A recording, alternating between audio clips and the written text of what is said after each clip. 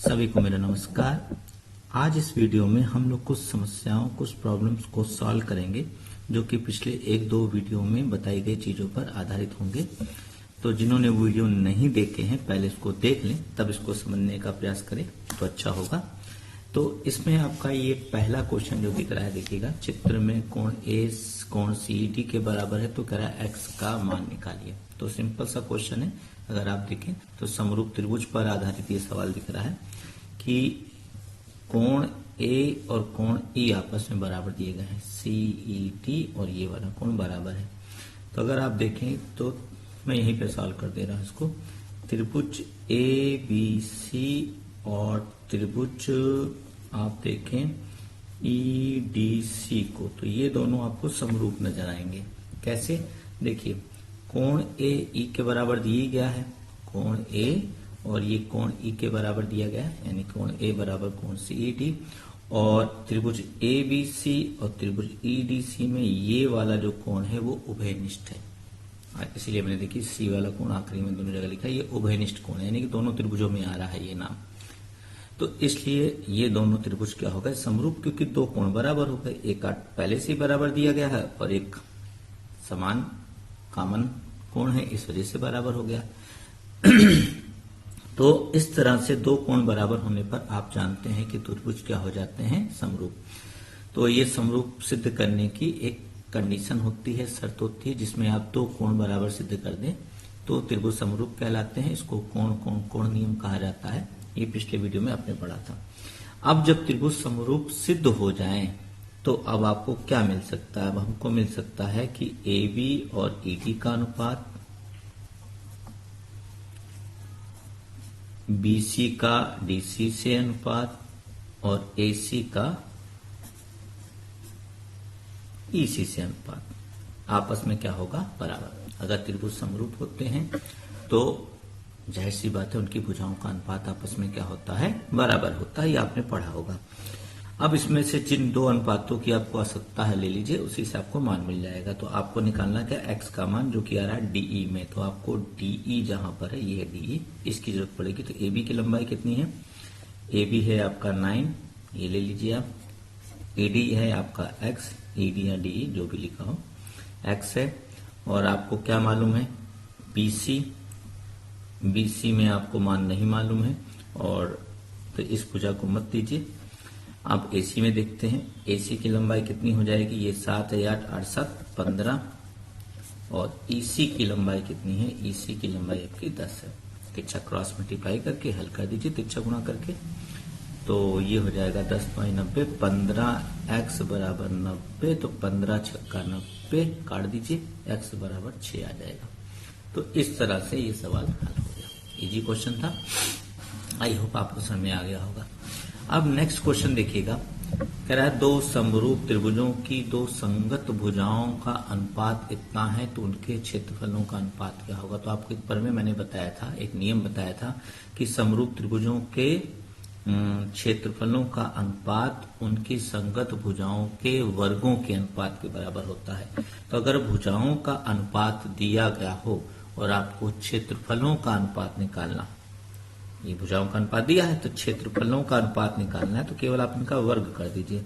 तो क्या नियम हो गया? क्षेत्रफलों का अनुपात बराबर उनकी भुजाओं के वर्गों के अनुपात के बराबर होता है। तो इनका वर्ग कर दीजिए, 9 का वर्ग 81, 4 का वर्ग 16, तो अनुपात हो जाएगा 81:16। फट से देखिए आंसर आ गया। ये भी इजी क्वेश्चन था, तो इसको याद रखिएगा। दो समरूप त्रिभुजों के क्षेत्रफलों का अनुपात उनकी भुजाओं के वर्गों के अनुपात के बराबर होता है। यानी कि भुजाओं का अनुपात दिया हो और क्षेत्रफल का अनुपात निकालना हो तो केवल आप इनका स्क्वायर कर दीजिए, यानी कि खुद का खुद से गुणा, यानी कि 9/4 गुणे 9/4, ये होता है स्क्वायर।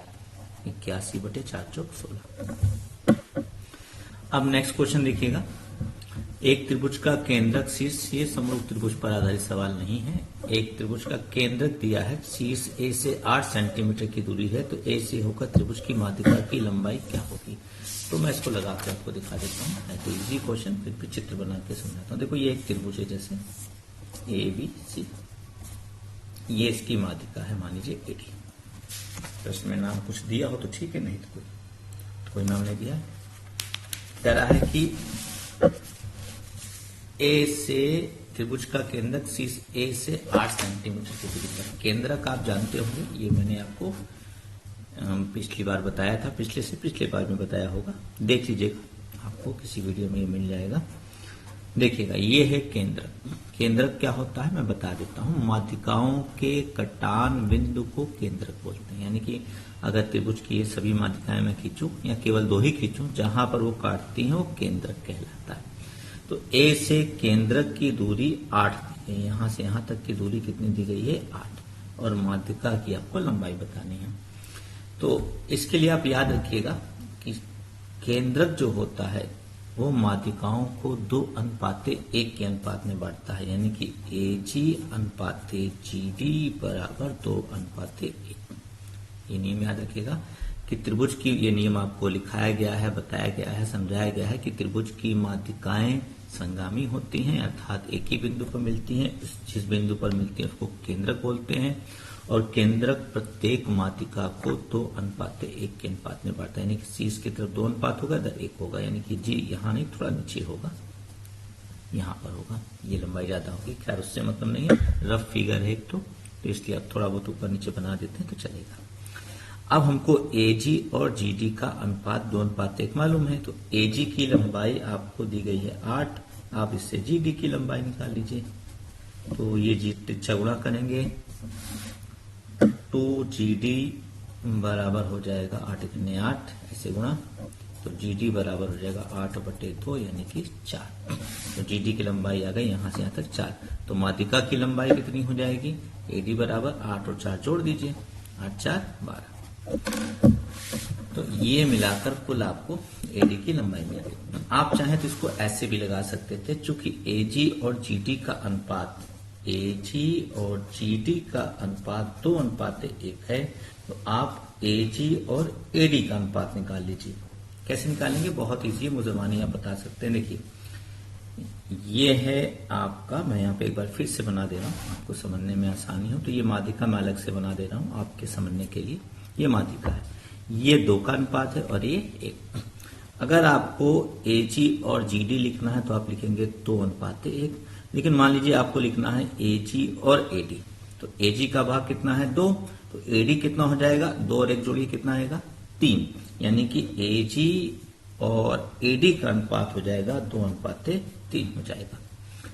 तो आपको डायरेक्टली यहां से AD का मान मिल जाएगा, जो आपने यहाँ पे आपको जोड़ना पड़ा वो नहीं पड़ेगा। तो AG की लंबाई 8 है, AD आपको निकालना है 2 3, आप चाहो तो ऐसे कैंसिल कर दो, 2 चौक 8, 4 3 AD बराबर 4 3 12। आप देख सकते हैं AD की लंबाई कितनी आ रही है, 12 आ रही है। वही चीज दूसरे तरीके से मैंने निकाल के दिखाया।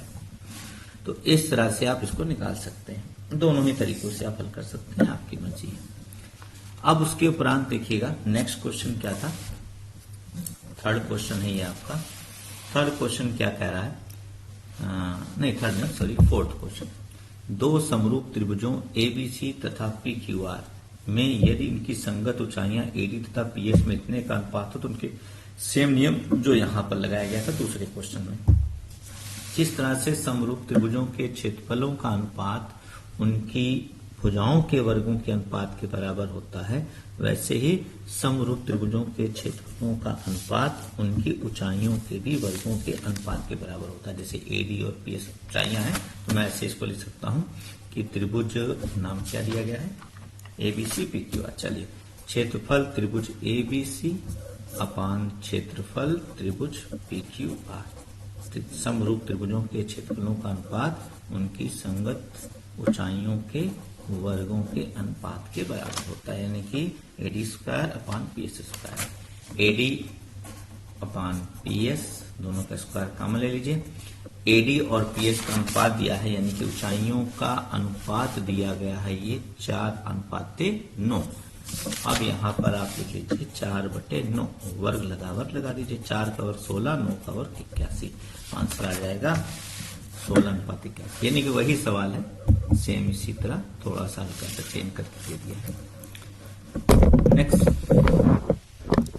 नेक्स्ट सवाल देखिएगा। नेक्स्ट सवाल में क्या कह रहा है, समबाहु त्रिभुज में अंतः त्रिज्या की लंबाई 3 सेंटीमीटर हो तो प्रत्येक माध्यिका की लंबाई क्या होगी। इसमें प्रत्येक माध्यिका की लंबाई निकालनी है। तो समबाहु त्रिभुज, समबाहु त्रिभुज में अपनी कई खासियतें होती हैं, उन्हीं को ध्यान में रखकर हम लोग ये सवाल लगाएंगे। देखो, समबाहु त्रिभुज, समबाहु त्रिभुज ऐसा त्रिभुज जिसकी तीनों भुजाएं बराबर होती है, प्रत्येक कोण 60 है। इसमें शीर्ष लंब, माध्यिका, कोण अर्धक, ये सारी चीजों का काम, लंबार्धक, सभी चीजों का काम यही करता है। यानी कि आप इसको शीर्ष लंब भी बोल दीजिए, माध्यिका भी बोल दीजिए, कोण अर्धक बोल दीजिए, लंबार्धक बोल दीजिए, तीनों एडी ही हैं, चारों एडी ही हैं, कोई फर्क नहीं है, क्योंकि ये समबाहु त्रिभुज में चीजें सेम होती है।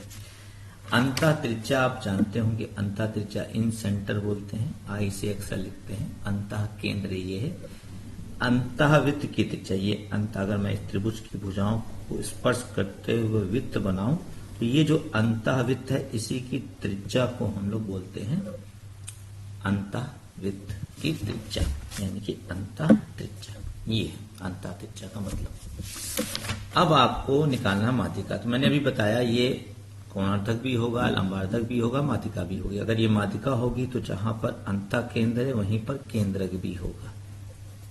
और अभी मैंने बताया केंद्रक प्रत्येक माध्यिका को, यानी कि अंतः केंद्र भी है और केंद्रक भी है, ये लंब केंद्र भी है, सब कुछ है। ये देखिएगा, तो चूंकि ये केंद्रक है तो केंद्रक प्रत्येक माध्यिका को, यानी कि एजी अनुपाते जीडी को किस अनुपात में बांटता है, 2 अनुपाते 1 में। और ये 3 दिया है और आपको एडी निकालना है, यानी कि आपको एजी की जरूरत नहीं है। तो मैंने अभी बताई थी टेक्निक कि अगर आपको किसी एक की जरूरत ना हो तो आप उसको बदल सकते हैं। उसका तरीका क्या होगा, तो एजी और जीडी में 2 अनुपाते 1 का अनुपात है। तो मैं आपसे पूछूं एडी और जीडी में कितना का अनुपात होगा, तो एडी हो जाएगा 2-1, यानी कि ये देखिए यहाँ पे मैं एक रफ फिगर बना दूं तो आपको ज्यादा पता क्लियर होगी। ये है, तो ये 2 अनुपाते 1 है, तो एडी कितना अनुपात हो जाएगा, 2-1, 3, और जीडी कितना है, 1, 3 अनुपाते 1।